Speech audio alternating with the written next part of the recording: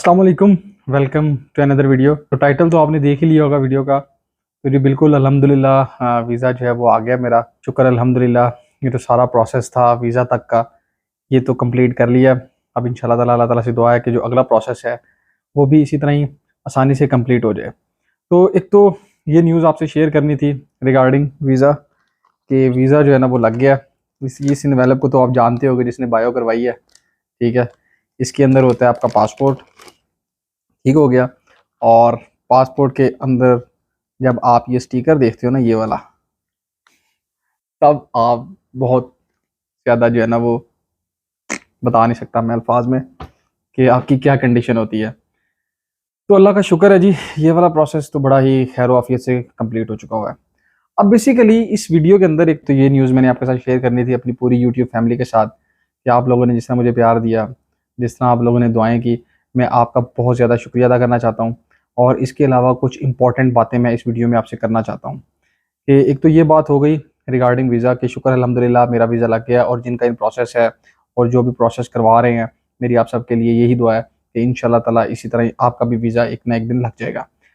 तो अब मैं बात करना चाहता हूँ टिप्स के हवाले से, कि जब आपने वीज़ा फ़ाइल करना है तो आपने अपने डॉक्यूमेंट्स को कैसे रेडी करना है, और वो क्या चीज़ें हैं कि जिससे आपका जो वीज़े का प्रोसेसिंग टाइम है वो कम लगता है, ठीक है। और अभी आजकल जो सबसे अच्छी चीज़ चल रही है यूकेवीआई की, कि 10 से 15 दिनों के अंदर पासपोर्ट आप कलेक्ट कर लेते हैं। ये नहीं होता कि सिर्फ डिसीजन मेड हुआ है, आप पासपोर्ट कलेक्ट कर लेते हैं।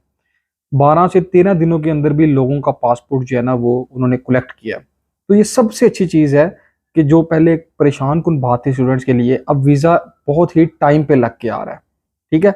अब मैं उन टिप्स की आपसे बात करना चाहता हूँ कि वो कौन सी ऐसी चीज़ें हैं जब आपने वीज़ा फाइल करना है तो आपने जो है ना वो उनको ध्यान में रखना है, ताकि आपका प्रोसेस किसी डिले का शिकार ना हो। तो टिप्स ये हैं, मैंने अपनी पिछली वीडियोस में भी थोड़ी सी बताई थी वीएफएस वाली, लेकिन मैं आपको इसमें दोबारा क्लियरली बताता हूँ। नंबर वन चीज़, आपने अपनी एप्लीकेशन को बहुत ही सिंपल रखना है, ठीक है। बहुत ज़्यादा अपनी एप्लीकेशन को कॉम्प्लिकेटेड नहीं बनाना। जितने ज़्यादा डॉक्यूमेंट्स अटैच करेंगे, जितना ज़्यादा अपनी एप्लीकेशन के अंदर चीज़ें लगाएंगे, उतना ज़्यादा आपका प्रोसेस लेंथी हो जाएगा। अब अपनी एप्लीकेशन को सिंपल कैसे रखना है, ये तो मैंने आपको कह दिया कि सिंपल रखना है, लेकिन कैसे सिंपल रख सकते हैं हम, अब उसकी मैं चीज़ें बताता हूँ। आपने जब आपने वीज़ा फाइल कर लेना है, उसके बाद जब आपने अपने वीएफएस पोर्टल पे डॉक्यूमेंट्स अपलोड करने हैं, अब अगर आपने सेल्फ अपलोड करने हैं वो भी आपके पास ऑप्शन है, वहाँ पे जाके करवाने हैं वो भी आपके पास ऑप्शन है। जहाँ पे भी करने हैं, घर से करके जाने हैं या वहाँ पे जाके सेंटर में करवाने हैं, वहाँ पे जाएंगे तो पे करना पड़ता है। आपने सिर्फ वो वाले डॉक्यूमेंट्स लगाने हैं जो कैश के ऊपर मेंशन है, ठीक है। लाइक आपके कैश पे एक डिग्री होगी जो यूनिवर्सिटी ने यूज़ किया है एज एविडेंस, जो आपने उनको दिखा के ऑफर लेटर लिया, वो डिग्री मेंशन होगी, डिग्री का नेम, वो वाली डिग्री, उसकी ट्रांसक्रिप्ट। उसके अलावा कैश पे मेंशन होता है कि हमने इस, जो हमारा स्टूडेंट है, इसकी जो इंग्लिश लैंग्वेज एबिलिटी है वो इस टेस्ट के ज़रिए असेस की हुई है। लाइक अगर आपने आइट्स सबमिट करवाया था, उन्होंने आइट्स के बैंड्स लिखे होंगे, लैंग्वेज सर्ट, एमओआई बेस पे, जिस बेस पे आपका एडमिशन हुआ है वो वहाँ पे मेंशन होता है। तो आपने क्या करना है कि वो वाला डॉक्यूमेंट साथ उसके जो मेंशन है उसका सिर्फ रिजल्ट कार्ड लगाना है, ठीक है। अब ये नहीं आपने करना कि अपनी 10th स्टैंडर्ड से शुरू करनी है, आप मिसाल के तौर पे मास्टर्स के कोर्स में जा रहे हैं और सारे ट्रांसक्रिप्ट्स, डिग्रीज, सर्टिफिकेट्स आपने जो है वो लगाना शुरू कर देने। इसका कोई फ़ायदा नहीं है। अगर आपके कैश पे कोई एक्सपीरियंस लेटर मेंशन है, जस्ट वो एक्सपीरियंस लेटर लगा दें। अगर कोई डिग्री या ट्रांसक्रिप्ट मेंशन है, जस्ट आपने वो लगानी है। उसके अलावा अपना इंग्लिश लैंग्वेज का जो भी सर्टिफिकेट है आपने उसका रिजल्ट कार्ड लगा देना है, ठीक है। अब यहाँ पे बड़ा इंपॉर्टेंट क्वेश्चन आता है स्टूडेंट का, वो वाले स्टूडेंट क्या करेंगे जिनका स्टडी गैप है। देखो भाई, 8 साल तक के स्टडी गैप वालों को वीज़ा ग्रांट हुआ है without attaching their experience letter. ये केस टू केस वेरी करता है आपके प्रोफाइल के हिसाब से। एम्बेसी का केस वर्कर चेक करता है, अगर उसको रिक्वायरमेंट होती है एक्सपीरियंस लेटर की तो वो मांगता है, अदरवाइज 4 5 6 साल तक आजकल वो एक्सपीरियंस लेटर नहीं मांग रहे। लेकिन मैं आपको यही सजेस्ट करूंगा, अगर 5 साल से ज़्यादा है ना आपका गैप, तब आप एक्सपीरियंस लेटर जो है ना वो सबमिट करवा दें। लेकिन मैंने अपनी आंखों से देखा हुआ है, 8 साल वाले लोगों को भी without attaching their experience letter उनको वीज़ा ग्रांट हुआ है। 6 साल वालों को भी हुआ है, 4 साल वालों को भी हुआ है, ठीक है। तो 2 ढाई 3 साल जिनका जो गैप है उनको तो इशू ही कोई नहीं है ना।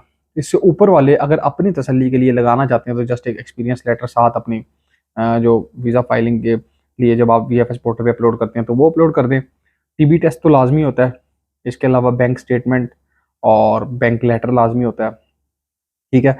इसके अलावा स्पॉन्सर एविडेंस में आप अपने कैश अपलोड करना होता है, और एडिशनल डॉक्यूमेंट्स में जस्ट अपने पासपोर्ट की फर्स्ट 2 फोटोग्राफ्स आप अपलोड कर दें। तो ये 6 से 7 डॉक्यूमेंट्स बनते हैं, यही आपने जमा करवाने हैं। कुछ स्टूडेंट्स को मैंने देखा था वो अपना पुलिस सर्टिफिकेट, अपने 10th क्लास 12th क्लास सारी डिग्रीज, ट्रांसक्रिप्ट, अपना नेशनल ID कार्ड, ठीक है, IHS की स्लिप, वीज़ा फीस की स्लिप, ये सब कुछ अपलोड कर देते हैं।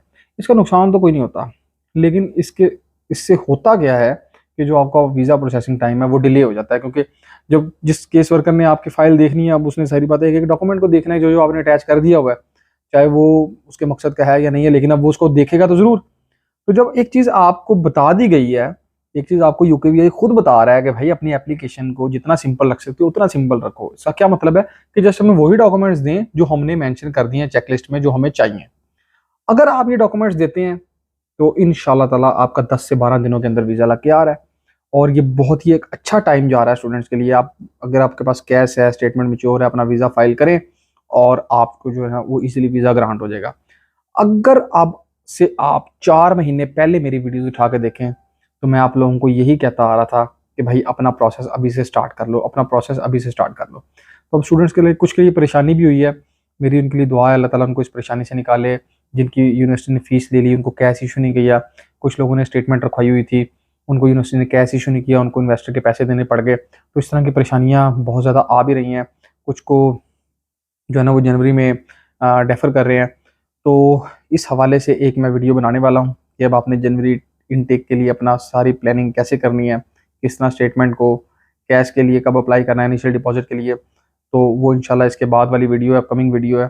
तो अभी आज की वीडियो में मैंने आपको ये चीज़ बतानी थी, एक तो अल्हम्दुलिल्लाह अपने वीज़े के बारे में बताना था, और सेकेंडली आपको मैंने ये बताना था कि कैसे आपने जो है ना वो अपनी एप्लीकेशन को ईजी बनाना है ताकि आपको जो वीज़ा है वो टाइमली मिल जाए।